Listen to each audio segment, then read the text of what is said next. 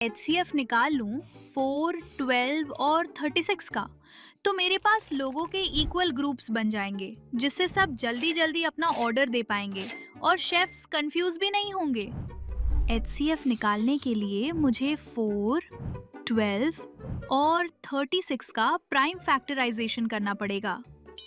4, 2 to the power 2, 12, 2 to the power 2 into 3 to the power 1, 36, 2 to the power 2 into 3 to the power 2। यहाँ 2 to the power 2 common है, मतलब HCF है। Basically हमें 4 groups बनाने होंगे। हर group में एक काउंटर होगा और उस काउंटर पे जो ऑर्डर्स आएंगे वो 3 शेफ्स मिलकर बनाएंगे और हमें हर काउंटर पर सिर्फ 9 कस्टमर्स को भेजना है। तो मुझे 4, 2 और 6 का LCM निकालना पड़ेगा ताकि मुझे एग्जैक्ट टाइम पता चल जाए कि कब ये तीनों चीज़ों का बैच एक साथ रेडी हो जाएगा। सबसे पहले मुझे 4, 2 और 6 का प्राइम फैक्टराइजेशन करना होगा। 4, 2 to the power 2, 2, 2 to the power 1, 6, 2 to the power 1 multiplied by 3 to the power 1। अब सभी नंबर्स की हाईएस्ट पावर्स निकाल लो, जो कि हैं 2 to the power 2 और 3 to the power 1, और इनका प्रोडक्ट होगा हमारा LCM, जो कि है 12। मीरा, किसी ने 108 कुकीज, 90 पेस्ट्रीज और 54 सैंडविच ऑर्डर किए हैं और नोट में लिखा है कि ज्यादा से ज्यादा पार्टी पैक्स चाहिए उन्हें और पैकिंग ऐसे करनी है कि सभी डब्बों में सारी चीजें सेम अमाउंट में ही हों। ग्रुपिंग करनी है मतलब HCF यूज करना होगा। 108 का प्राइम फैक्टराइजेशन होगा 2 to the power 2 multiplied by 3 to the power 3। 90 का होगा 2 to the power 1 multiplied by 3 to the power 2 multiplied by 5 to the power 1। 54 का होगा 2 to the power 1 multiplied by 3 to the power 3। यहाँ 2 to the power 1 और 3 to the power 2 common है, मतलब HCF होगा इन दोनों का प्रोडक्ट।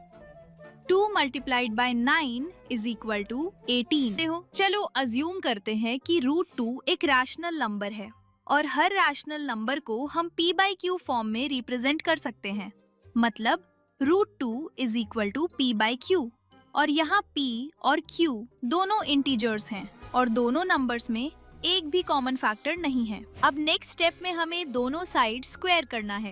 Easy PG. सॉल्व करने के बाद 2 equals to P square by Q square आ जाएगा। अब दोनों साइड Q square से मल्टीप्लाई करते हैं। 2Q square equals to P square। तो यहाँ दिख रहा है कि P to the power 2 एक इवन नंबर है, क्योंकि अगर हम किसी भी नंबर को 2 से मल्टीप्लाई करेंगे तो आंसर हमेशा इवन होता है। 2 multiplied by Q square equals to P square। So P square एक इवन नंबर है और ऑड नंबर का स्क्वायर हमेशा ऑड आता है और इवन नंबर का स्क्वायर हमेशा इवन आता है। तो क्योंकि P स्क्वायर एक इवन नंबर है तो P भी एक इवन नंबर होगा। चलो अब P equals to 2 के लिख लेते हैं, क्योंकि P एक इवन नंबर है तो 2 तो फैक्टर होगा ही, और इक्वेशन में डालते हैं P की जगह 2 के। 2Q square equals to 4K square आ जाएगा। अब दोनों साइड को 2 से डिवाइड करते हैं। Q square is equals to 2K square आ जाएगा, मतलब Q स्क्वायर भी एक इवन नंबर है तो Q भी एक इवन नंबर होगा, क्योंकि इवन नंबर का ही स्क्वायर इवन आता है, और P भी एक इवन नंबर है। हमने ये अभी अभी प्रूव किया था।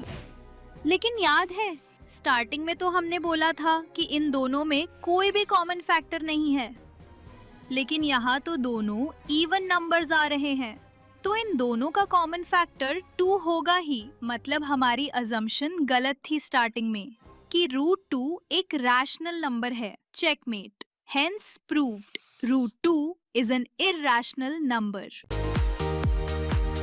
Thanks for watching. Click here to catch our latest video, and don't forget to subscribe so you never miss an update.